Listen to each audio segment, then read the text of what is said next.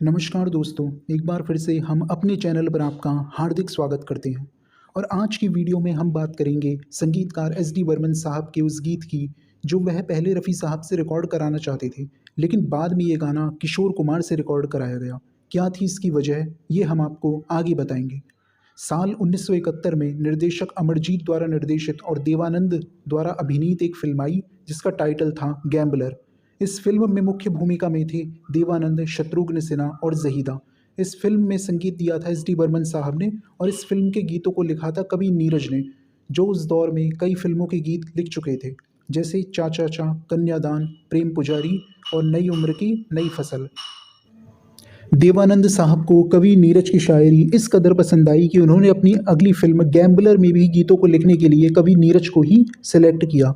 इस फिल्म का संगीत बेहद सफल रहा और सारे अधिकतर गाने ही सुपरहिट हुए। इस फिल्म के अधिकतर गीतों को किशोर कुमार ने गाया, लेकिन एक गीत रफ़ी साहब ने भी गाया जिसके बोल थे मेरा मन तेरा प्यासा। यह गीत भी बेहद लोकप्रिय रहा, जिसे आज तक भी सुना जाता है। मेरा मन तेरा प्यासा। इस फिल्म में एक और गीत बेहद लोकप्रिय हुआ था जिसके बोल थे दिल आज शायर है, गम आज नगमा है। दिल आज शायर है, गम आज नगमा है, शब ये गजल है सनम। हालांकि जब इस गीत को रिकॉर्ड करने की बारी आई तो एस डी बर्मन को यह लगा कि इस गीत को केवल रफ़ी साहब ही ढंग से गा सकते हैं, क्योंकि यह गीत राग भैरवी पर आधारित एक क्लासिकल गीत है। इसलिए सचिन देव बर्मन को लगा कि इस क्लासिकल गीत को रफ़ी साहब ही गा सकते हैं, क्योंकि किशोर दा की तुलना में वे क्लासिकल सिंगर हैं। जब किशोर दा को इस गीत की धुन सुनाई गई तो उन्हें भी यह गीत बहुत पसंद आया।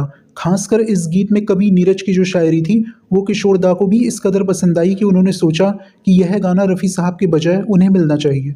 और किशोर दा ने एस डी बर्मन से कहा कि यह गाना मैं गाना चाहता हूँ, आप मुझे मौका देकर तो देखिए। हालांकि किशोर दा हमेशा से ही एस डी बर्मन की पहली पसंद थे, लेकिन एस डी बर्मन ये भी जानते थे कि क्लासिकल गीतों के लिए रफ़ी साहब ही एक सही विकल्प हैं। एस डी बर्मन ने किशोर दा से कहा कि यह गाना मैंने रफ़ी साहब के लिए बनाया है और वही इसके साथ न्याय कर सकते हैं, क्योंकि यह राग भैरवी पर आधारित है। किशोर दा की बार बार जिद करने के बाद आखिरकार बर्मन दादा मान गए और उन्होंने किशोर दा को इस गीत की रिहर्सल करने को कहा।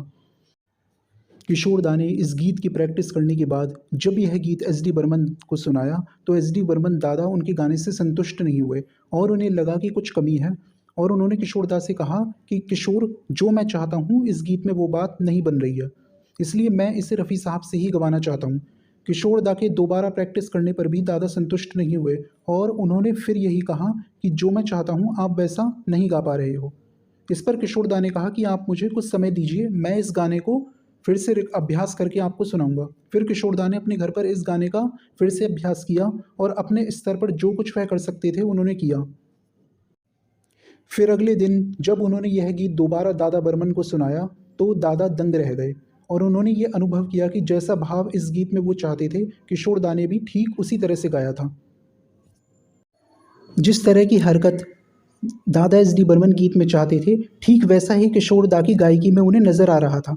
इसलिए इस गीत को किशोर कुमार से गवाने के लिए आखिरकार उन्होंने हामी भर दी। जब किशोर दा ने इस गीत को रिकॉर्ड किया तो इस गीत ने इतिहास रच दिया। आज भी यह गाना उतना ही लोकप्रिय है जितना तब था। आके जरा देख तो तेरी खातिर हम किससे दिए। हालांकि अगर ये गीत रफ़ी साहब से गवाया जाता तो इसमें एक बिल्कुल अलग तरह का भाव आता और किशोर दा ने इसे अपने ही अंदाज में पूरे परफेक्शन के साथ गाया। और किशोर दा ने भी ये स्वीकार किया कि रफ़ी साहब की रेंज कमाल की थी, जिससे मैच करने के लिए ही उन्हें घंटों रियाज़ करना पड़ा था।